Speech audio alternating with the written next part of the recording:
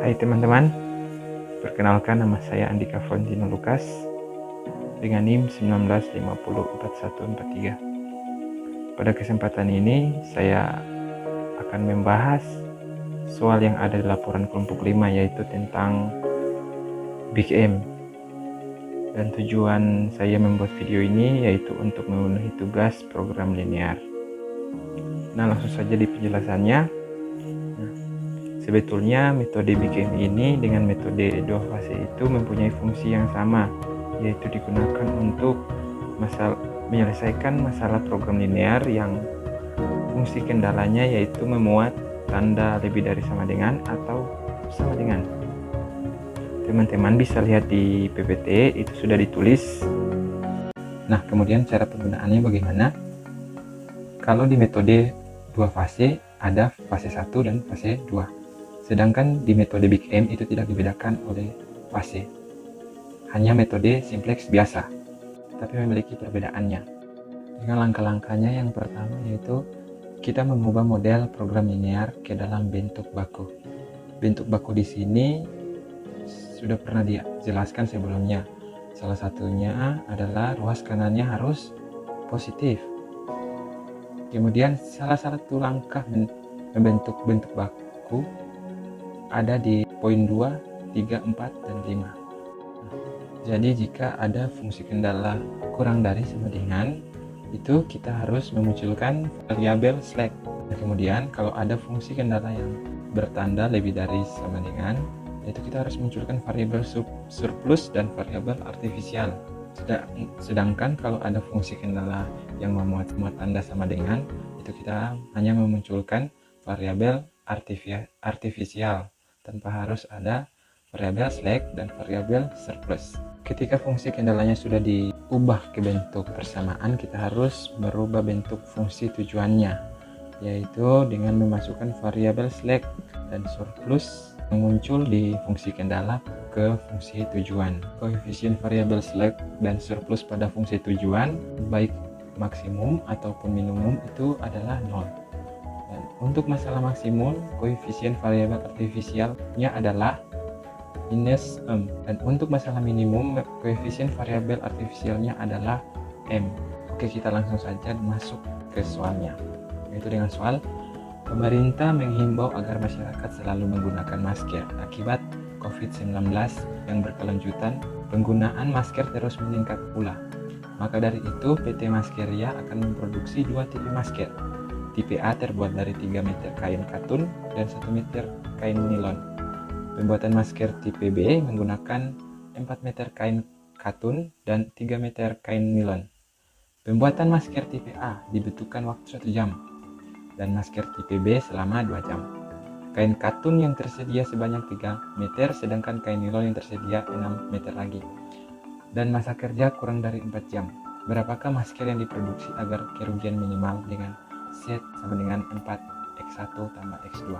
Dari soal tersebut kita mendapat bentuk umum, yaitu seperti ini, min Z sama dengan 4x1 tambah x2 dengan kendala 3x1 tambah x2 sama dengan 3, 4x1 tambah 3x2 lebih dari sama dengan 6, x1 tambah 2x2 kurang dari sama dengan 4 dengan x1, x2 lebih dari sama dengan 0. Kemudian dari bentuk umum ini kita akan mengubahnya ke bentuk baku dengan cara yang kita sudah bahas tadi, yaitu kita akan menambahkan atau mengurangkan surplus dari pertidaksamaan tersebut sehingga menjadi kendalanya menjadi 3x tambah x2 tetap sama dengan 3, 4x1 tambah 3x2 dikurang s1 sama dengan 6. Ingat bahwa kalau lebih dari sama dengan itu dikurang, kalau kurang dari itu ditambah. Kemudian x1 tambah 2x2 tambah s2 sama dengan 4 dengan x1, x2, s1, s2 lebih dari 0. Kemudian kita lanjut untuk mencari bentuk Big M nya, bentuk baku Big M nya, kita akan menambahkan artifisial.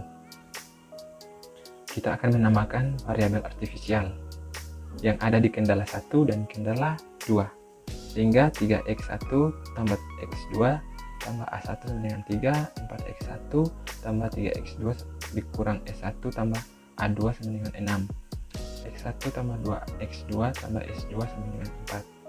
Dengan X1, X2, S1, S2, A1, A2 lebih dari sama dengan 0. Karena di sini minimum, jadi kita tambahkan M.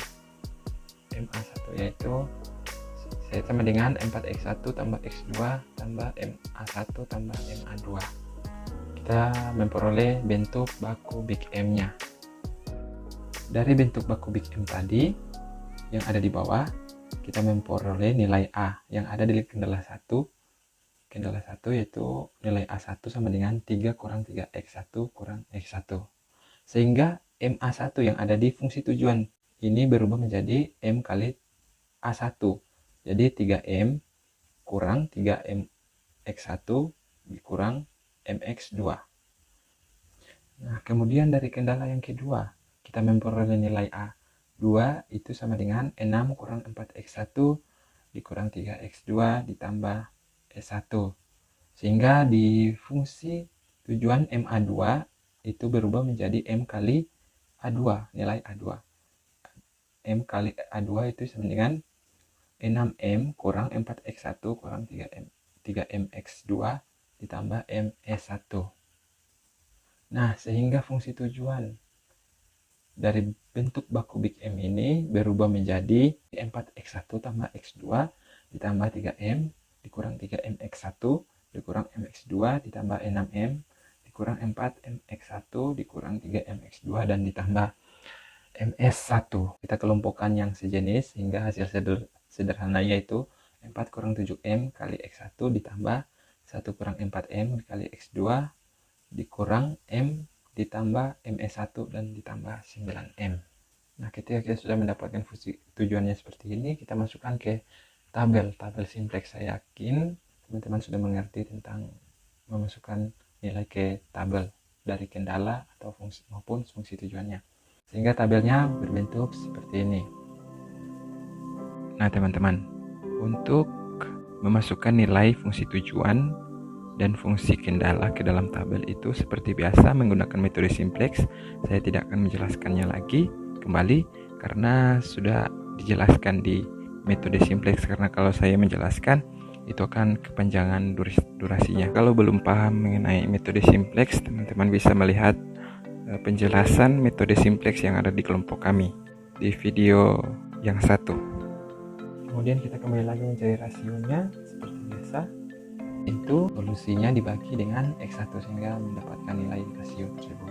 Itu 3 dibagi 3 dengan 1, 6 bagi 4, 3 per 2, 4 bagi 1, 4. Seperti biasanya perhitungan iterasinya sama dengan simplex sebelumnya, yaitu mengganti X1 pada kolom A1, baris baru X1 sama dengan baris baru A1 dibagi dengan 3.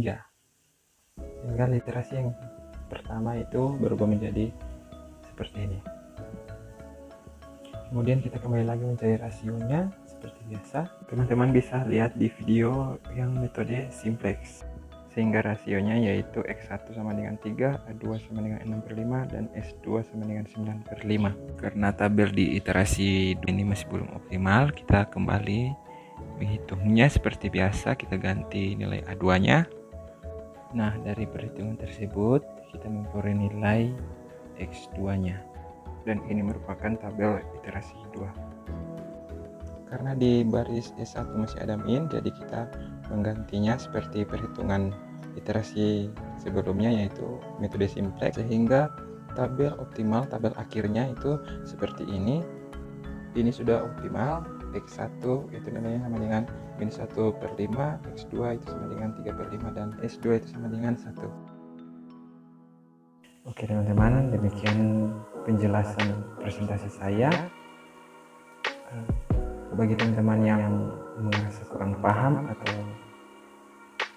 ingin bertanya, silakan komen. Saya sebisa mungkin akan menjawab pertanyaan dari teman-teman sekalian. Terima kasih. Semoga materi tadi bisa bermanfaat bagi kita dan bisa menambah pengetahuan kita mengenai seri Big M. Terima kasih.